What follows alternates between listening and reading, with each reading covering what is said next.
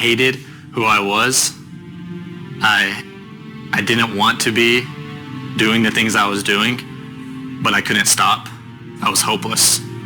Any view of God at that point was maybe he can help other people, but at this point, I'm a lost cause, and there's no hope for me. This will be me the rest of my life. So growing up, I was raised in a good Christian home, you would say. I stayed out of trouble, followed all the rules for the most part, worked hard in school, did well. Sports was really important to me. I did really well in soccer. That was my standout sport, so a good kid overall. Some friends in elementary school kind of exposed me to some stuff that otherwise I probably wouldn't have been at such young of an age. Around probably age 9, I went on the internet, and what started as just looking up some images or questions, things I wanted to know as a kid, led to my first seeing pornography on the internet, or any pornography actually. When I first saw the pornographic images, it brought something out in me, or woke something up in me that I didn't even know was there. A strong desire for what I was seeing, and a strong enjoyment in what I was seeing. Whereas I had no idea how much I liked that, or how much I wanted more of that, until I was looking at it on the computer screen.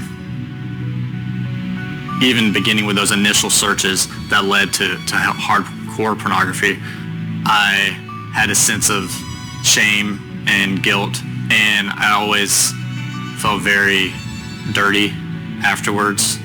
Even though no one had told me that those things were wrong and that I shouldn't see them, I knew that that wasn't right and that I shouldn't be viewing those things. So the summer going into freshman year of high school was a very significant season of my life. At a church camp, was made aware of God's call in my life and his love and his forgiveness in pursuit of me, and I responded to it.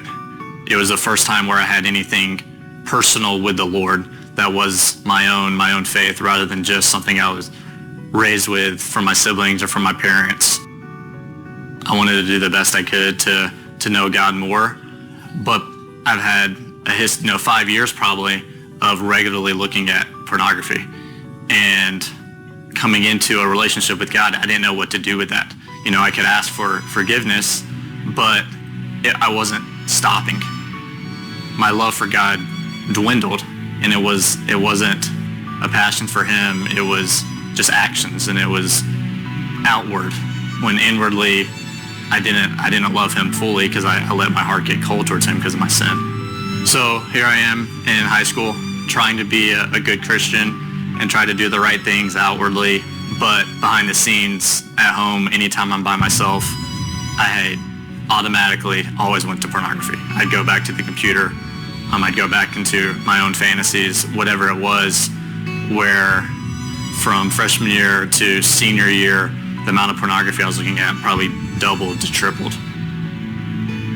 It started affecting my academics, my social life, athletics, every area where I'd be staying up nearly all night looking at pornography, and then try to go to school the next day and be a good student, and maybe go to youth group the next night or something. And it was just taking over my life. I reached a point where viewing sex online just wasn't enough, and I wanted to experience some of the stuff that I was watching. And it was the first time my senior year in high school where I crossed over into live webcams, to chat rooms, and eventually to phone sex. Around the same time, I first started experiencing depression. I was under the constant reminder that I was a failure. I couldn't be a good Christian.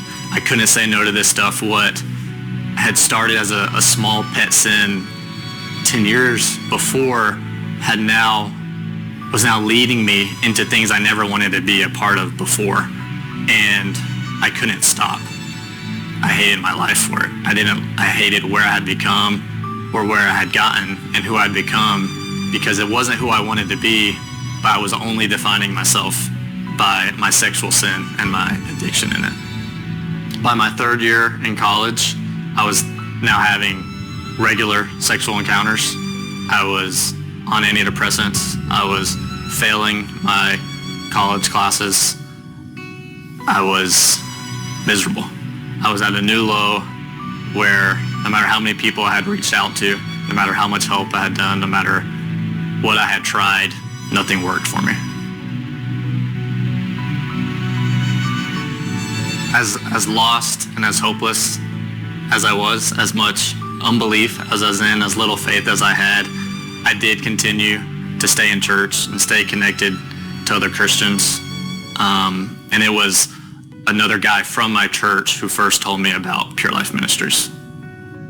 When I first arrived at Pure Life, all I was thinking about were my friends back home, were things I was going to miss out on, or things that were important to me that I was having to give up to come to Pure Life.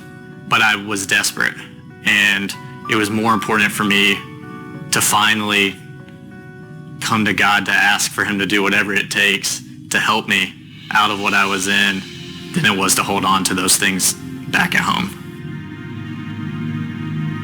Coming into Pure Life, I had somewhat of an awareness that my continuing to choose sexual sin and go into that was selfish. And at Pure Life, I was able to see that my selfishness was much deeper and affected a lot more of me than I had ever realized.